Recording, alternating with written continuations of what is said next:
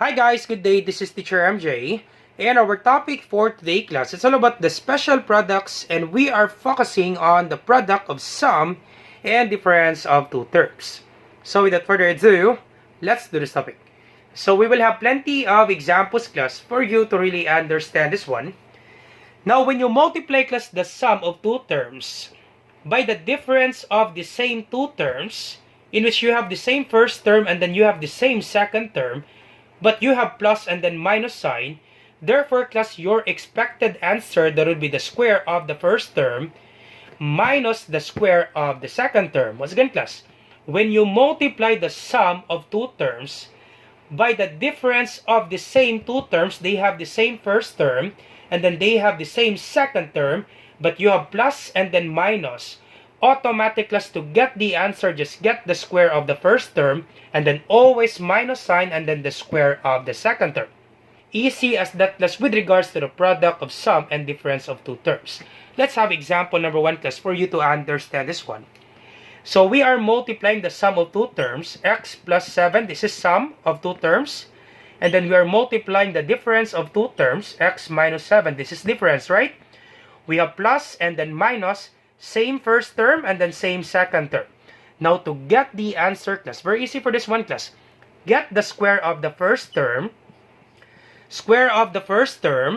minus the square of the second term. So the square of the first term, so x then squared, it means x times x. What's the answer, class? That's correct, x times x, that would be x squared. Copy minus sign, and then 7 times 7, that would be 49. That's it, class. That's the answer, class, with regards to example number 1. Easy as that, class, with regards to example number 1. Because even if you try, class, the FOIL method, let's try the FOIL method, class. Let's check if we get the same answer. Even if we try the FOIL method, do you still remember, class, the FOIL method? First, outer, inner, and then last. So first, x times x. So x times x. Of course, there would be x squared. So we're done with first. Alright, and then outer, x times negative 7. So positive times negative, that would be negative. X times 7, that would be 7x. So x times negative 7, that would be negative 7x. And then inner, positive 7 times positive x, that would be positive 7x. And then last, positive 7 times negative 7, the answer, that would be negative 49. Once again, class, positive times negative is negative, 7 times 7 is 49. So positive 7 times negative 7, that would be negative 49. And then simply combine like term, copy x squared. So this is negative 7 and then positive 7. Therefore, we can just simply cancel this out because this is 0. So simply cancel this out, and the remaining expression, we have negative 49. Yup, you will have the same answer, class. But it will take time, class, if you do the FOIL method. That's why, class, we call this one special products, because we do have a shortcut way in simplifying terms. If they have the same first term, they have the same second term, and then you have sum and then difference, simply get the square of the first term and then the square of the second term, and then always minus sign on the middle part. So I hope it's clear for you, class, with regards to example number 1. So let's proceed now to example number 2.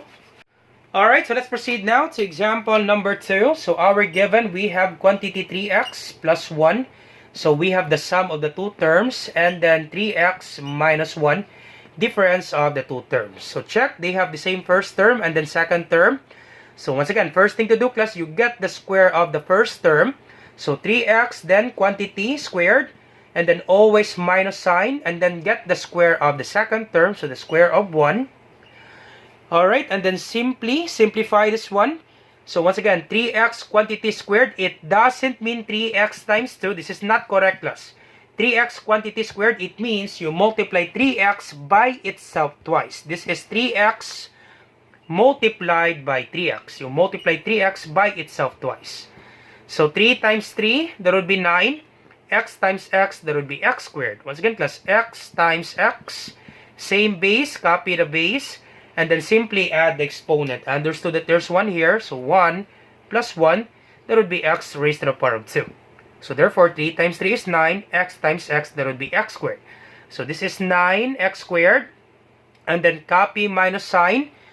So this one, class, 1, then quantity squared. Is it 1 times 2? Nope, this is not 1 times 2 plus 1, then quantity squared. It means you multiply 1 by itself twice. This is 1 times 1.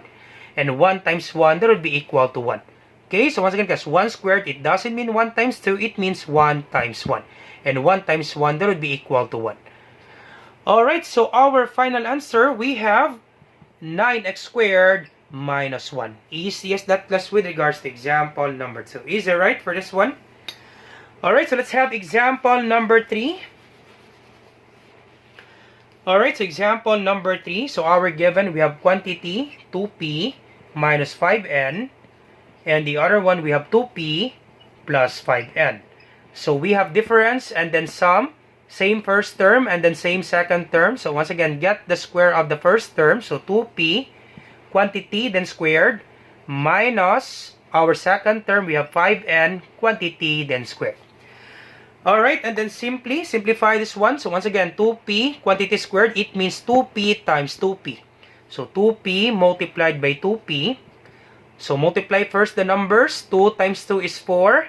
P times p, that would be p raised to the power of 2. That would be p squared. So this is 4p squared.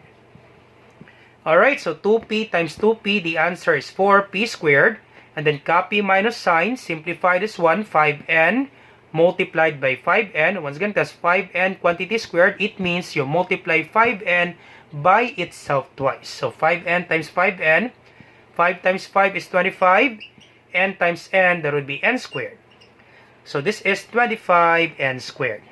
That's it, class. That's the answer with regards to example number 3. So our answer, we have 4p squared minus 25n squared. All set. Easy, right? For number 3. Alright, so let's proceed now to example number 4. Alright, so example number 4, our given, we have y minus 1 over 4. And then we have y plus 1 over 4. So we have difference and then sum. Same first term and then same second term. So get the square of the first term. So y, then quantity squared. Always minus sign. Get the square of the second term. So 1 over 4, then squared. So y times y. So once again, that's y squared. It doesn't mean y times 2. It means y times y. So y times y, of course, that would be y squared. So this is y squared. Copy minus sign. And then 1/4 times 1/4. 1/4 multiplied by 1/4. So once again, class, multiplying fractions, you multiply first the numerators. 1 times 1, that would be 1. And then simply multiply the denominators. 4 times 4, that would be 16. So this is 1 over 16. That's it, class. That's the answer, class, with regards to example number 4. Very easy, right? So this is y squared minus 1 over 16. All set. Alright, so last two examples. So let's proceed now to example number 5. So our given, we have 3ab plus xy and then multiplied by 3ab minus xy. Alright, so we have sum and difference. So same first term and then same second term. So get the square of the first term. So we have 3ab quantity squared. Always minus sign. And then get the square of the second term. So xy and then quantity squared. So this is 3ab multiplied by itself times 3ab. So multiply first the numbers. 3 times 3 is 9. And then a times a, that would be a squared. B times b, that would be b squared. So this is 9a squared, b squared. Copy minus sign. And then xy multiplied by itself. Xy multiplied by xy. So x times x, that would be x squared. Then y times y, that would be y squared. So this is x squared and then y squared. That's it, class.